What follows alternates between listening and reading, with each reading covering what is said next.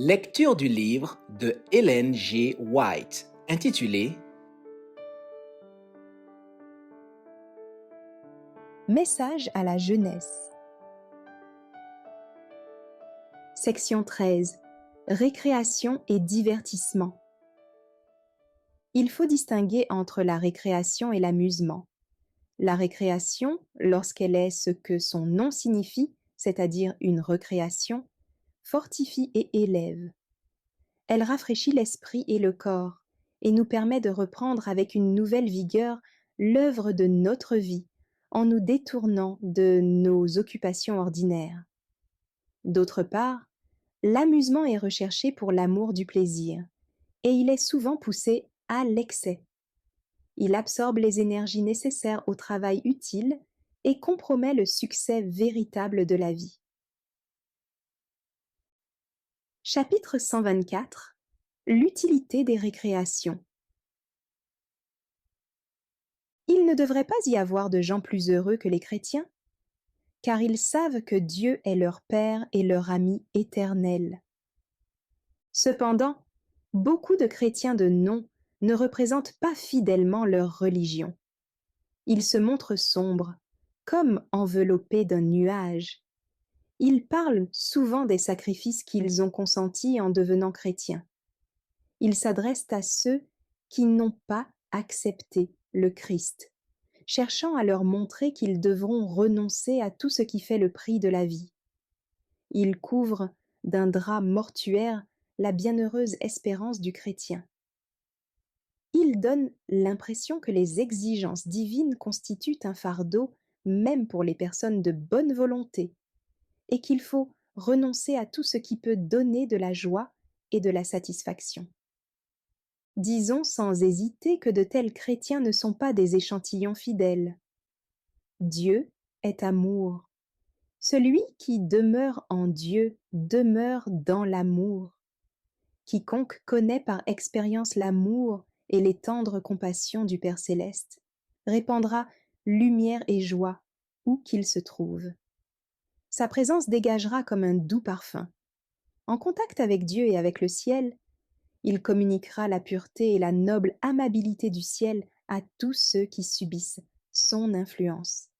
C'est ainsi qu'on devient la lumière du monde, le sel de la terre, une odeur de vie pour la vie, et non de mort pour la mort.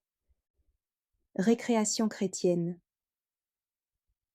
Les chrétiens ont non seulement la permission, mais le devoir de délasser leur esprit et de fortifier leurs membres par des récréations innocentes, afin d'employer à la gloire de Dieu leurs forces physiques et mentales. Mais la récréation n'exige pas l'abdication du bon sens. Elle doit être de nature bienfaisante. Elle doit ennoblir ceux qui y participent et les préparer à mieux accomplir les devoirs de la vie chrétienne.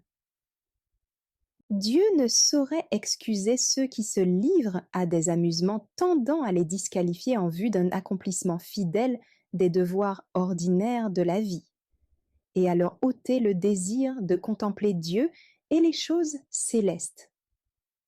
La religion du Christ répand la gaieté. En même temps, elle exerce une influence ennoblissante.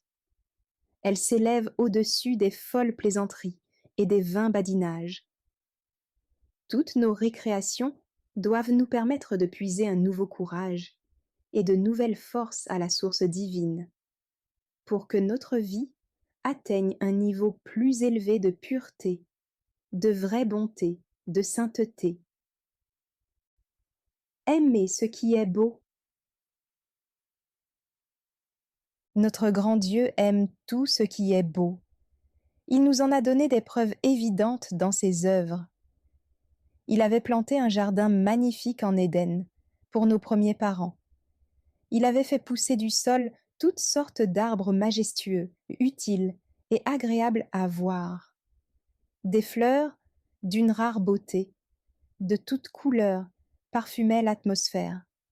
De gais oiseaux chanteurs, au plumage varié, gazouillaient leurs joyeux cantiques de louange devant le Créateur. Dieu voulait que l'homme trouvât son bonheur à s'occuper des choses qu'il avait créées pour lui et qu'il se rassasiât des fruits des arbres du jardin. Le même Dieu qui a pourvu nos premiers parents d'un Éden si merveilleux a aussi donné, pour notre bonheur, les nobles arbres, les fleurs magnifiques, tout ce qu'il y a de gracieux dans la nature. Ces marques de son amour nous ont été données pour bien nous faire comprendre la nature de son caractère. C'est lui qui a mis dans le cœur de ses enfants l'amour du beau.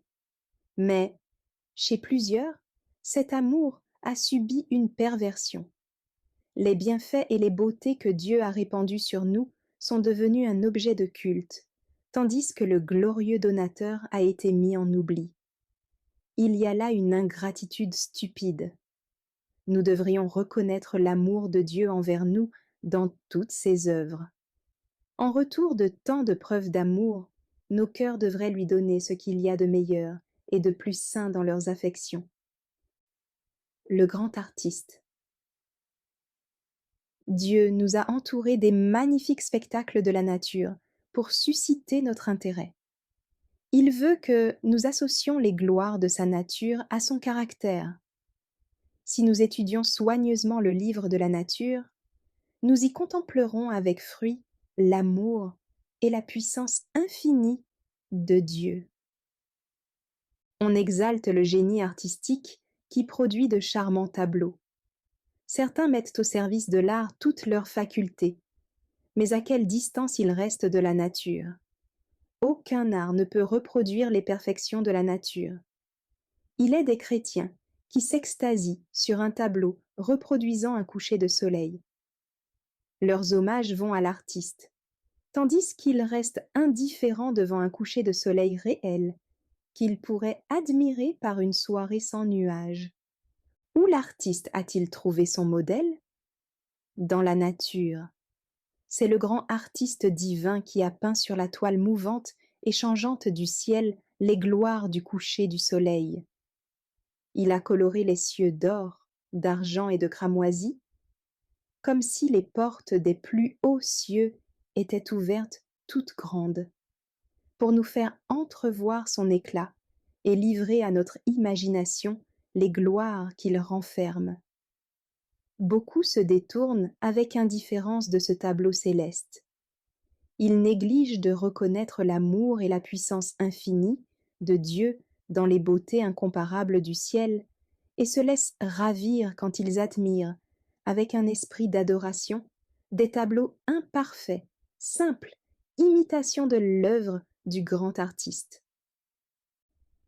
Incapable de résister à la tentation. Ne vous imaginez pas que vous puissiez vous joindre à ceux qui aiment les amusements, à ceux qui recherchent les plaisirs, et rester en même temps capable de résister aux tentations. Merci d'avoir écouté cette lecture. Si vous avez des questions ou des remarques sur le thème abordé, n'hésitez pas à les partager dans les commentaires et notre équipe ne manquera pas de les considérer. À bientôt sur lereste.org.